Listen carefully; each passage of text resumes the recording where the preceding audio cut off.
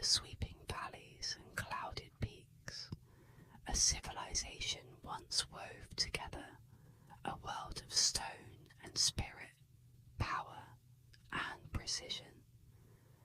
This was the Inca Empire, a realm that rose from humble beginnings to command an empire stretching nearly 2,500 miles, from modern-day Colombia to the fringes of Chile.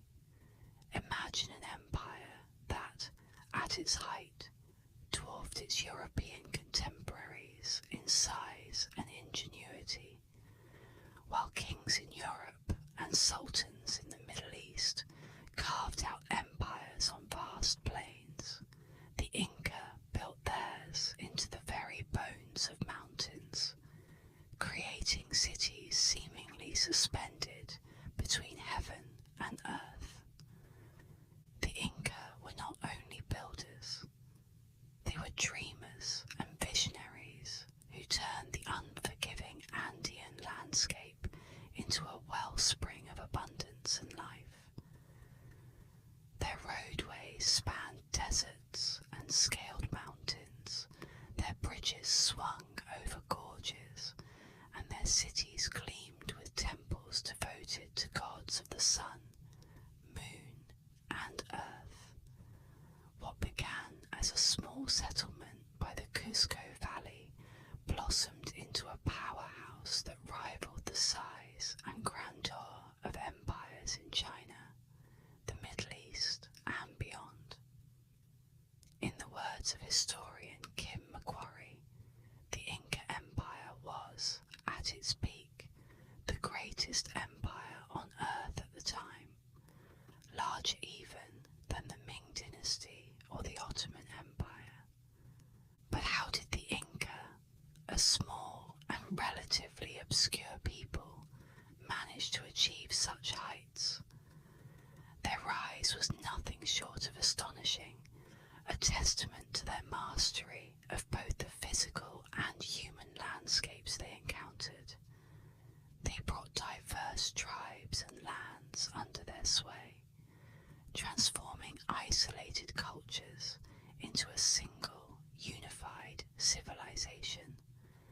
The Inca created a tapestry of interwoven paths and communities where food, culture, and language flowed like water, connecting people from the fertile Amazon basin to the coastal deserts of Peru.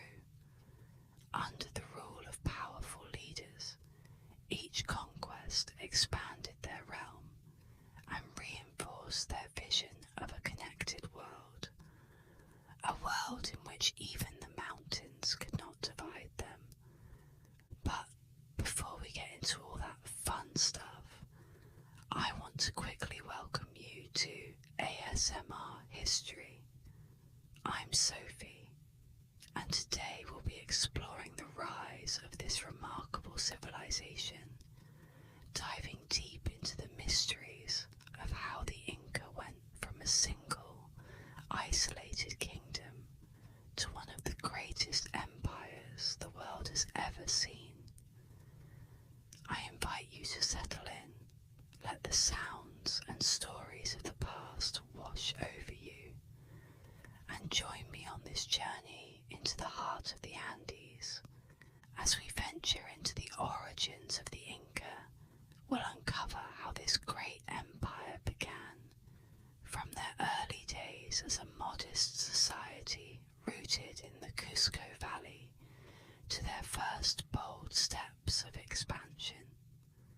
It's here, in these origins, that we find the seeds of ambition and resilience that would carry them to such extraordinary heights. Long before the Inca carved stone cities into mountain peaks, before they commanded one of the largest empires in the ancient world, they were a people of deep myth and devotion. Their story, like the jagged peaks and endless valleys of the Andes, is rooted in the divine and the earthly. According to Inca legend, their ancestors were created by Viracocha, a powerful god who emerged from the blue expanse of Lake Titicaca, surrounded by mist and mystery. Viracocha was not just a creator, but a guide, shaping the Inca's identity and placing them within a world alive with spirit and purpose. This myth became more than a story. It became the heartbeat of Inca life, a reminder that they were born from sacred waters and chosen by the gods. The chronicler Pedro Sarmiento de Gamboa described the reverence that the Inca felt for this origin, writing, "The Incas believed that their forefathers rose from sacred waters, claiming a divine birthright. It was a belief that flowed like rivers through generations, shaping every aspect of their society. In their minds, the Inca were not mere mortals, but descendants of celestial beings, a people destined to create a realm that reflected the order of the heavens." This sense of purpose and spiritual duty drove the Inca, leading them to look beyond their valleys and envision something greater. This divine mission brought them to the valley of Cusco, guided by two legendary figures, Manco Capac and his sister wife, Mama Oclo. According to Inca tradition, these two were sent by the sun god, Inti, who tasked them with finding a place to establish a sacred city. Carrying a golden staff as their guide, they journey through rugged landscapes, testing the soil of each place they visited. The staff was said to sink effortlessly into the ground when they reached the chosen spot, marking it as a place of destiny. That place, nestled in the Andean mountains, would become Cusco, the navel of the world, the centre of what would, one day, be a vast empire. Cusco began as a modest settlement, but it was imbued with sacred purpose. Over time, this small village transformed into a spiritual and political heartland, where every stone and pathway held meaning. Archaeologists have uncovered traces of early Inca structures, walls of tightly fitted stones that seemed to defy time itself, standing as testaments to a civilization that valued both strength and beauty. These stones, shaped with meticulous care, whisper of the days when Cusco was more than just a city. It was a connection between the world of the gods and the world of men. The Inca poured their soul into this place, constructing temples and plazas that would stand as symbols of their devotion and their right to rule. Yet, Cusco was not an isolated world. Early Inca society was built on relationships, alliances, trade, and at times rivalry with neighbouring tribes. In the valleys and mountains surrounding Cusco, other communities thrived, each with its own traditions and customs. The Inca did not aim to destroy these cultures, but to incorporate them, weaving together a network of alliances that strengthened their own position. These early bonds were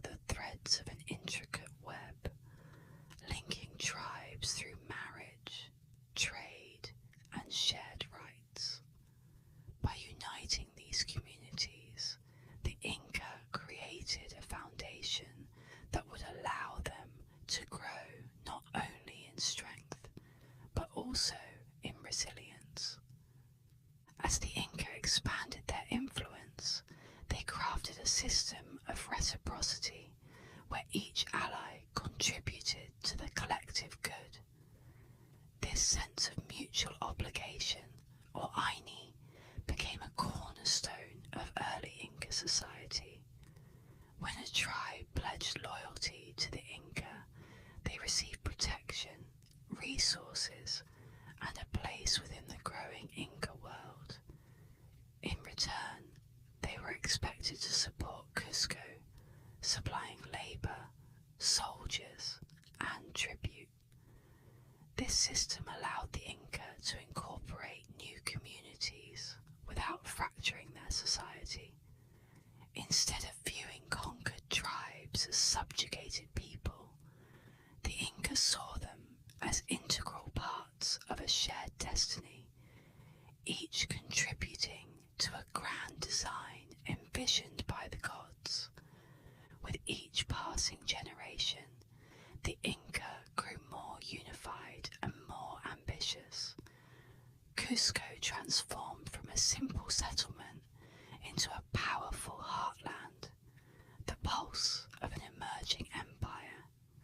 Its roads reached further, its temples soared higher, and its leaders began to dream of a world united under Inca rule.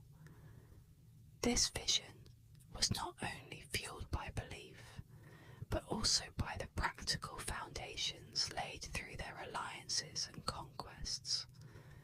The seeds of an empire were sown, and the Inca were ready to rise from the shadows of their mythic ancestors to become leaders in their own right.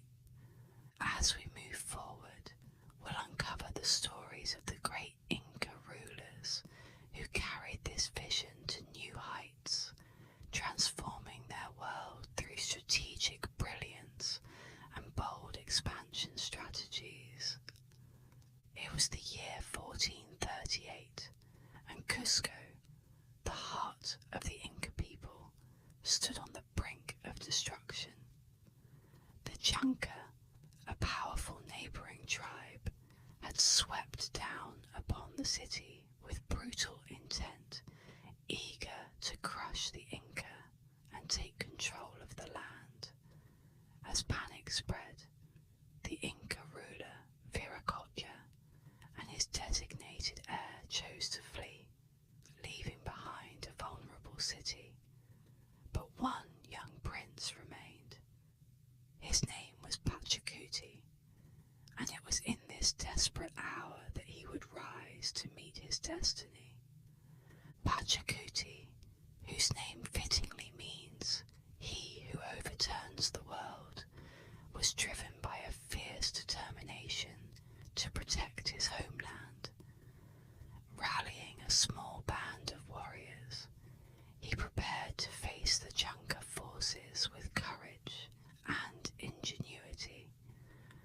Through clever tactics, unyielding resolve, and an almost mythic confidence, Pachacuti defeated the Chanca, turning the tide and saving Cusco. As historian Terence N. Deltroy wrote, Pachacuti changed the course of Inca history. This victory did more than end the Chanca threat. It marked the beginning of a new era. Pachacuti ascended to power with a vision that would transform the Inca from a modest kingdom into a mighty empire. From the ashes of that siege, Pachacuti set out to reshape his world, fueled by the belief that the Inca were destined to rule. His ambitions were grand, and his methods revolutionary.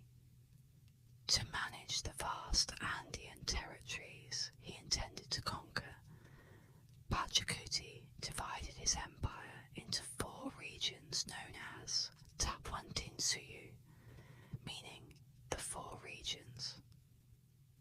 This structure allowed him to govern far-reaching lands with efficiency and order, bringing unity to a diverse and expansive empire. Each region had its own administrative centre, local leaders, and systems for tribute and governance. Yet all roads led back to Cusco, both literally and symbolically, as the city became the centre of a network that stretched across mountains, deserts, and forests. Under Pachacuti's rule, Cusco itself was transformed into a city worthy of an empire. The king ordered the construction of grand temples, elaborate palaces, and public works that would stand as a testament to Inca power. Roads were built to connect distant provinces, binding the empire together with pathways that allowed for the swift movement of troops, resources, and information. These roads, known as Kapak Nan, were marvels of engineering, winding through rugged mountains and over rivers, creating an empire that was not only vast but accessible. Pachacuti's vision was not limited to the practical, it was deeply spiritual. He saw Cusco as the symbolic centre of the world, a place where the Inca could communicate with the gods and manifest their destiny.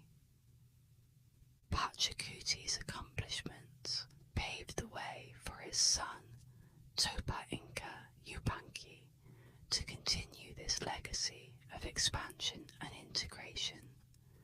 When Topa Inca ascended to the throne in 1471 CE, he inherited an empire already in motion, but he was driven to extend it even further.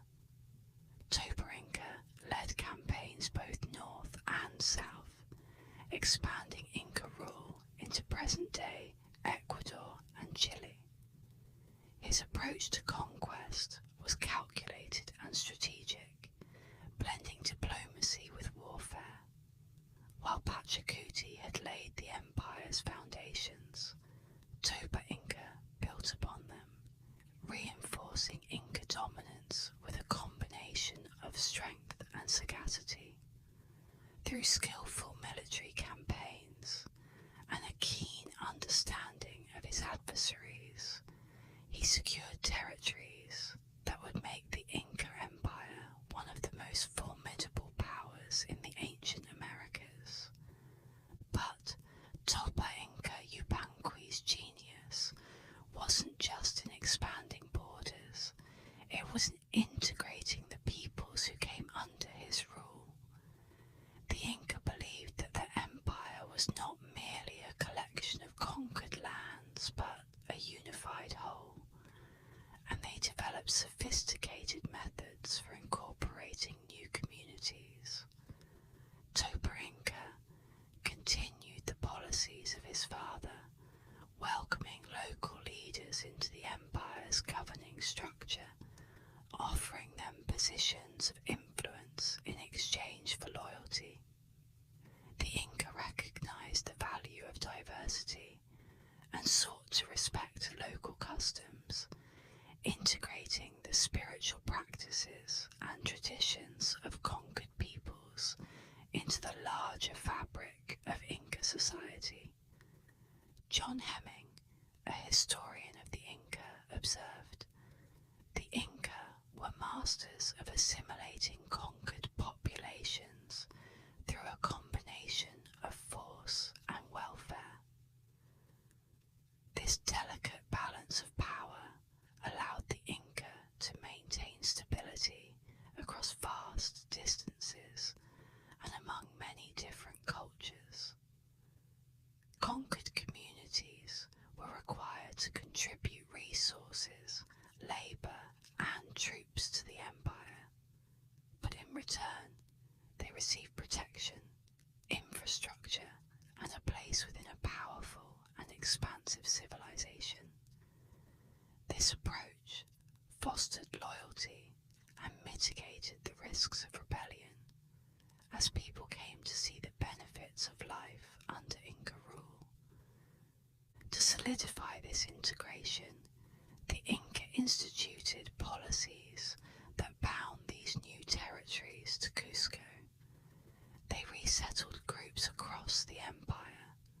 moving people from one area to another in a strategy known as mitma.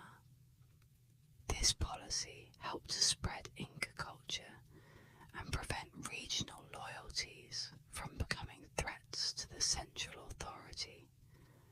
By mixing populations, the Inca created a shared identity and promoted unity, ensuring that loyalty to the empire took precedence over regional allegiances. In doing so, they strengthened the bonds of Tawantinsuyu, forging a unified realm where diverse peoples could coexist under a common purpose. With these strategies, the Inca Empire grew, not through brute force alone, but through a vision of cohesion and cooperation. Pachacuti's reforms and Topa Inca's expansions set the stage for a society that would thrive on organisation, mutual respect, and a deep connection to both land and culture. Their achievements laid the groundwork for an Inca society that valued not only military power, but also cultural preservation and societal harmony. Now, as we turn to examine Inca society and the rich cultural practices that flourished within this empire, we'll see how these foundational values expressed themselves in daily life, religion, and the traditions that shaped their world. In the world of the Inca, society was as meticulously organised as the stones in their temples, each individual and class woven into a broader cosmic order. At the top of this hierarchy stood the Sapa Inca, the revered god king. The Sapa Inca was not merely a ruler. He was seen as the living embodiment of divine will, a bridge between the earthly realm and the gods. Every decision he made, every word he spoke, carried the weight of sacred authority, shaping not only the empire's destiny, but the lives of each of its people. His subjects, from the noble elite to the humblest farmers, looked upon him as both leader and deity, a figure who held the cosmos in balance. Through his rule, he bestowed stability, and his presence became a touchstone of unity and faith in a vast and diverse empire. Beneath the Sapa Inca were the noble families, each tasked with vital roles in governance, military leadership, and religious duties. These families held land and were responsible for organising labour and collecting tribute, effectively managing the empire's day-to-day affairs. Just below them, the artisans, farmers, and builders formed the foundation of Inca society, working collectively in service to the empire. In return, they received protection, support, and the blessings of the gods through the rituals and governance led by their rulers. In this structured society, each person had a role, each community a purpose, all united by a profound sense of shared destiny. This harmonious balance of roles and duties found its physical reflection in the Inca's architectural marvels, feats of engineering so impressive they continue to baffle modern architects. Take, for instance, Machu Picchu, the awe-inspiring sanctuary perched high in the Andes. This breathtaking site wasn't only a royal estate, but a testament to the Incas' mastery over stone and their reverence for the natural world. The stones of Machu Picchu carefully shaped and set without mortar, fit together with such precision that even after centuries of earthquakes, they remain almost immovable. Jean-Pierre Protzen, a scholar of Inca architecture, captures this mastery with his words. The Inca wove rock and earth together, creating structures that defy even modern engineering. Another monumental achievement lies in Sacsayhuaman, the fortress overlooking Cusco. Here, massive stones, some weighing over 100 tons, were quarried, transported, and fitted together like puzzle pieces, each stone locking perfectly with the next. These structures were not only demonstrations of engineering prowess, but sacred expressions of the Incas' relationship with their environment. They believed that stones held a spirit of their own, and by shaping them, the Inca were honouring the earth, bringing rock, soil, and sky into harmony.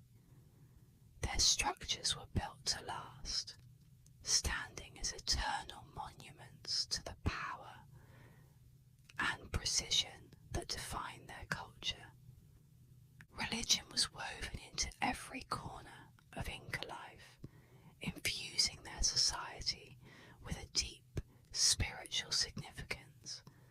At the heart of Inca religion was the worship of Inti, the sun god, the source of light, warmth, and life.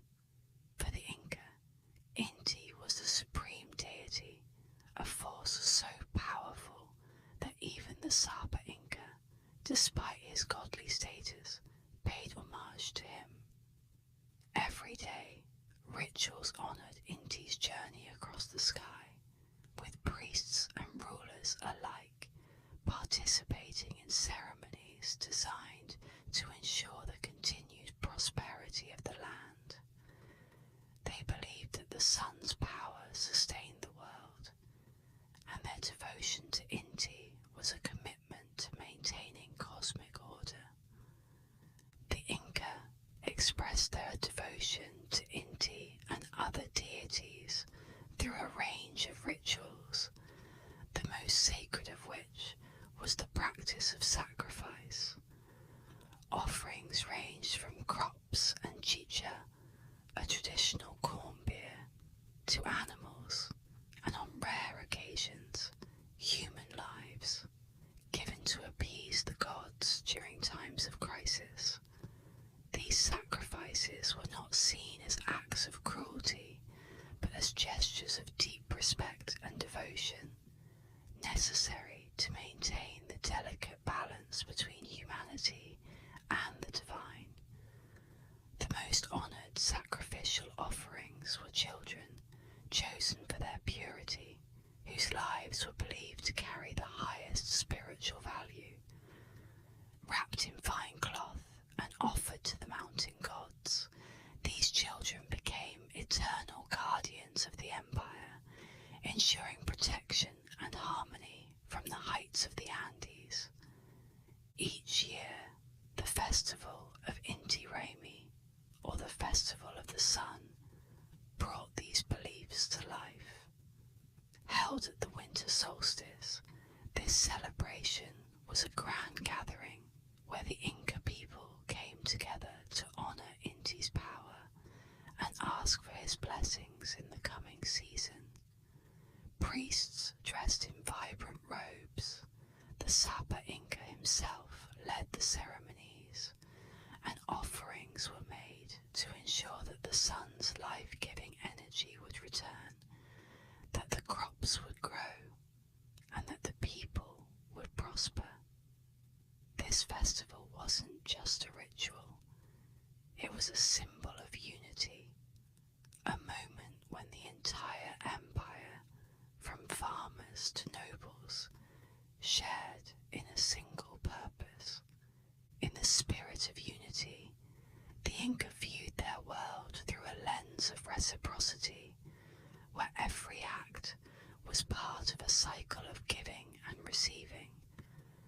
This principle, known as Aini, was not just a cultural value but a way of life that governed everything, from daily tasks to interactions between communities.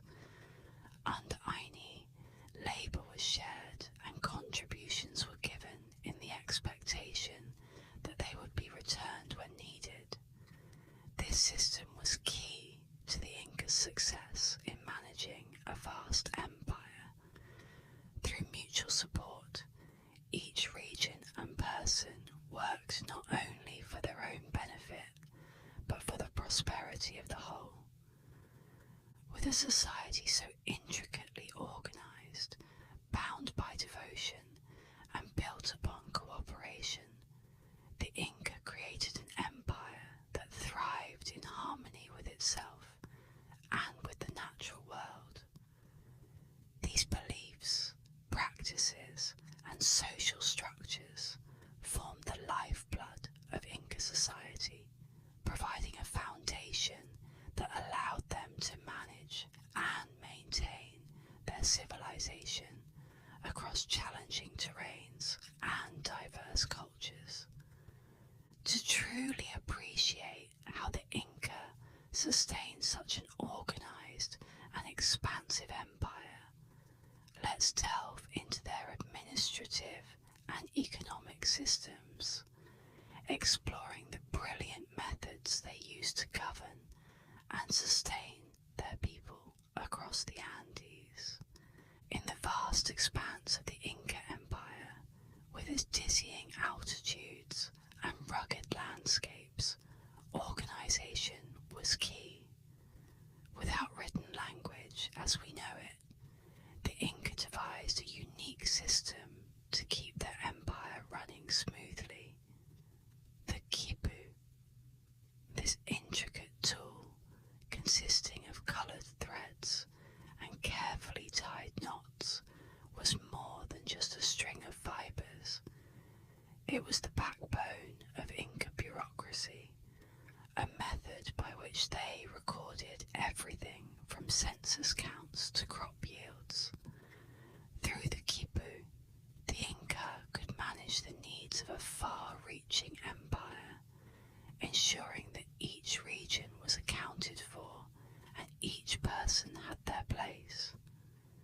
Imagine a quipu as a tapestry of information, each knot and string telling its own story. For the Inca, every knot's size, position, and colour held meaning. It was a form of communication, a way to store data that was both functional and symbolic. Quipu masters, or quipucamayos, were trained to read these chords, making them invaluable in managing the empire's vast resources. From recording the population of a mountain village to tallying supplies in a distant warehouse, the quipu was a bridge between the emperor's command and the people's daily lives. Through this system, the Inca could ensure that all contributions were tracked and all communities received what they needed, a silent but powerful testament to their sophisticated approach to governance. Their organisation extended far beyond record keeping. The Inca's agricultural system was a marvel of ingenuity, allowing them to cultivate crops in some of the world's most challenging terrains. High in the Andes, where soil was thin and rainfall unpredictable, the Inca created a solution that transformed barren mountainsides into fertile farmland.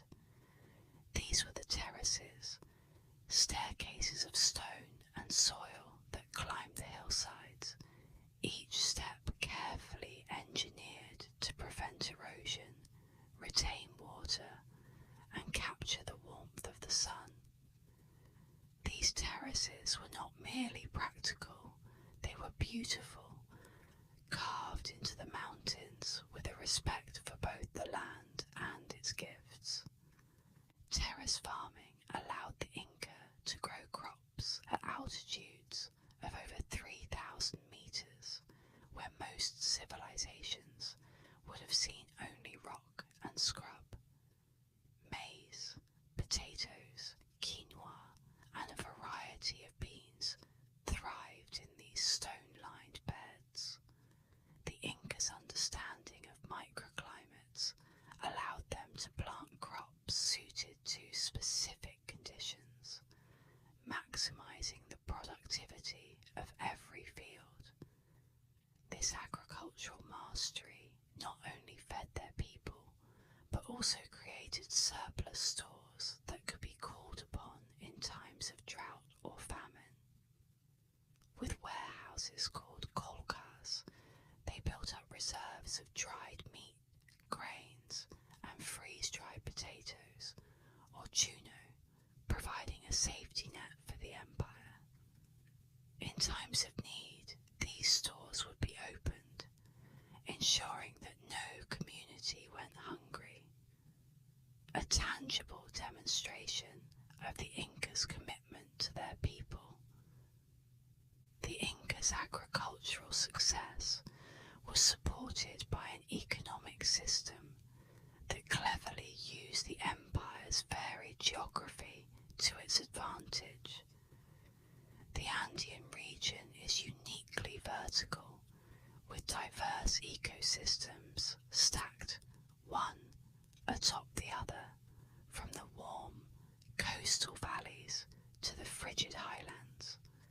The Inca developed a vertical economy that connected these regions, allowing each community to produce what suited its environment best and to trade with its neighbours. High-altitude communities might raise llamas and alpacas, supplying wool and meat, while lower valleys produced maize and tropical fruits. These goods would then move up and down the mountains through a vast network of trade routes, ensuring that every region had access to what it needed. But this wasn't trade as we might imagine it, driven by currency or personal gain. The Inca economy was based on mita, a system of communal labour and reciprocal exchange. Each person contributed their labour to the state, whether it was working in the fields, building roads, or weaving cloth, and in return the state provided for their needs. This labour was not seen as a tax, but as a shared responsibility, a way of participating in the empire's success. Through mita, the Inca created a society where everyone played a part and everyone shared in the benefits. Each year, communities would gather to fulfill their obligations, harvesting crops, constructing buildings, or weaving textiles, creating a rhythm of work and reward that kept the empire strong and unified. With roads that stretched across the Andes, the Inca connected not only people, but also ideas, goods, and cultures. Their road network, known as Capacnan, was more than a means of travel. It was a lifeline, linking distant regions and making communication possible across vast distances. Relay runners, or chasqui, carried messages and goods along these routes, enabling the Sapa Inca in Cusco to reach the farthest corners of his empire. This network also facilitated the exchange of resources, from highland wool and copper to coastal fish and fruit, creating an interconnected economy where each part supported the whole. Through these intricate systems, the Inca were able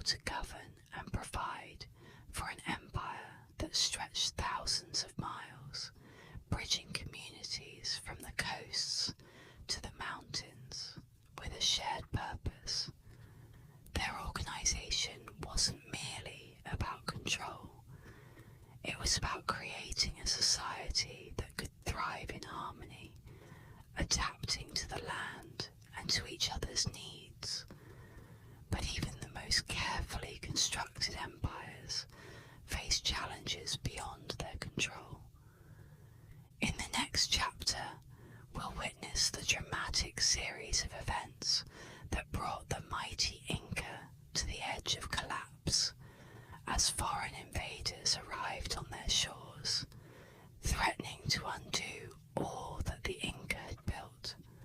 As the sun began to set on the mighty Inca Empire, shadows of discord crept in, casting a foreboding darkness over a civilization once united in purpose.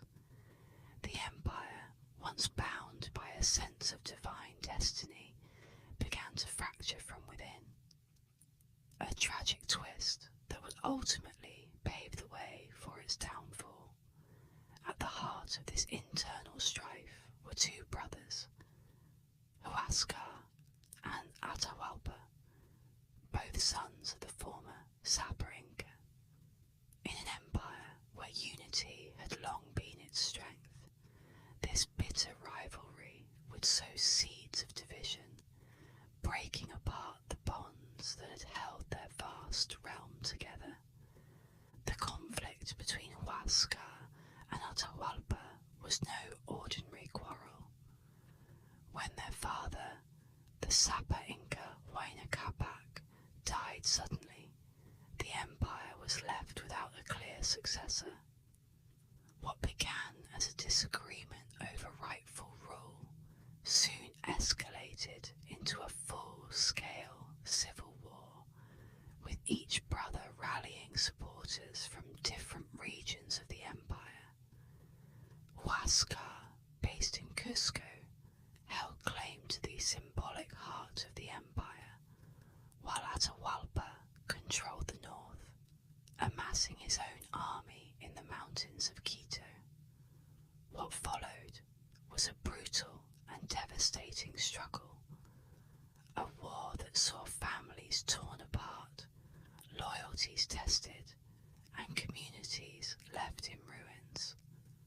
The unity that had been the backbone of the empire shattered as both sides committed acts of cruelty to secure their power.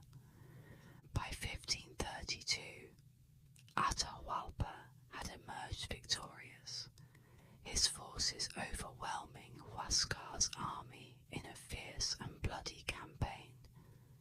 But his triumph was hollow. The war had exhausted the empire, leaving it weakened, vulnerable, and ripe for an opportunistic enemy to strike. Even as Atahualpa celebrated his victory, rumours of strange, pale-skinned men arriving on the shores began to reach him. Little did he know, these foreigners would soon bring the empire to its knees, seizing upon the weakened state left by years of civil war. These newcomers were led by Francisco Pizarro, a Spanish conquistador with ambitions as towering as the Andes themselves. With only a small force of men, Pizarro was vastly outnumbered by the Inca, yet he wielded a powerful weapon: deception. Upon hearing of Atahualpa's victory and his journey to the city of Cajamarca, Pizarro saw his opportunity. He invited the newly crowned ruler to meet him, cloaking his intentions under a guise of diplomacy. Atahualpa, confident and accustomed to deference, agreed, unaware of the treachery awaiting him. What happened next was nothing short of tragic. As Atahualpa and his entourage entered the plaza of Cajamarca, the Spanish forces lay in wait, hidden with weapons drawn. At Pizarro's signal, the the Spanish attacked, their firearms and horses striking terror into the unarmed Inca. In mere moments the Sapa Inca was captured, his guards cut down in a ruthless ambush. The Inca, who had never seen such weapons, were overwhelmed, unable to comprehend the brutal efficiency of these foreign invaders. In that one decisive act, Pizarro had captured not just a king, but the heart of an empire. In captivity, Atahualpa sought to save his people, offering an enormous ransom for his release. Room after room was filled with gold and silver, a staggering display of the empire's wealth. Yet Pizarro's greed knew no bounds. Despite receiving the ransom, he betrayed his promise, executing Atahualpa and plunging the Inca people into despair. The death of their god king shattered the remaining resistance, leaving the empire leaderless and vulnerable. In the wake of Atahualpa's execution, the Spanish swept through the empire, dismantling the remnants of Inca power with ruthless efficiency. The fall of the Inca Empire was swift and brutal, a tragic end to a civilization that had achieved so much in such a short time. Once known for its unity and strength, the empire now lay fractured and defeated, its cities and temples plundered, its people subjected to foreign rule. The very roads that had once carried Inca culture and resources now served as paths for the Spanish conquerors, who exploited the empire's riches and enslaved its people. The Andes, once echoing with the sounds of bustling marketplaces and vibrant festivals, grew silent, the spirit of the empire buried beneath the weight of conquest. Yet, even in its decline, the legacy of the Inca endured. The resilience and strength of their people could not be entirely extinguished. The spirit of the Andes lived on in their descendants, who kept alive the traditions, language, and beliefs that had once defined the empire. In the valleys and highlands, the descendants of the Inca quietly preserved the memory of their ancestors, honouring their heritage through festivals, stories, and rituals that had survived the centuries. As we look back on the rise and fall of the Inca Empire, we find lessons not only in its achievements, but in its tragic end. A reminder of the fragility of power and the resilience of a people. In the next section, we will reflect on the enduring legacy of the Inca, a civilization that, despite its downfall, continues to inspire wonder and respect across the world. As we reach the end of our journey through the world of the Inca, we can pause to marvel at the incredible legacy they left behind. Rising from the highlands of the Andes, the Inca crafted a civilization that wove together innovation, unity, and profound spirituality.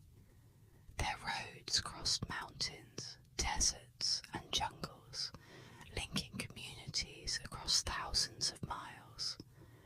Their architectural marvels, like Machu Picchu and Sacsayhuaman, stand as timeless testaments to their engineering prowess and devotion to the land. The Incas' achievements in agriculture transformed mountainsides into fertile terraces, creating a bounty that sustained millions. Each accomplishment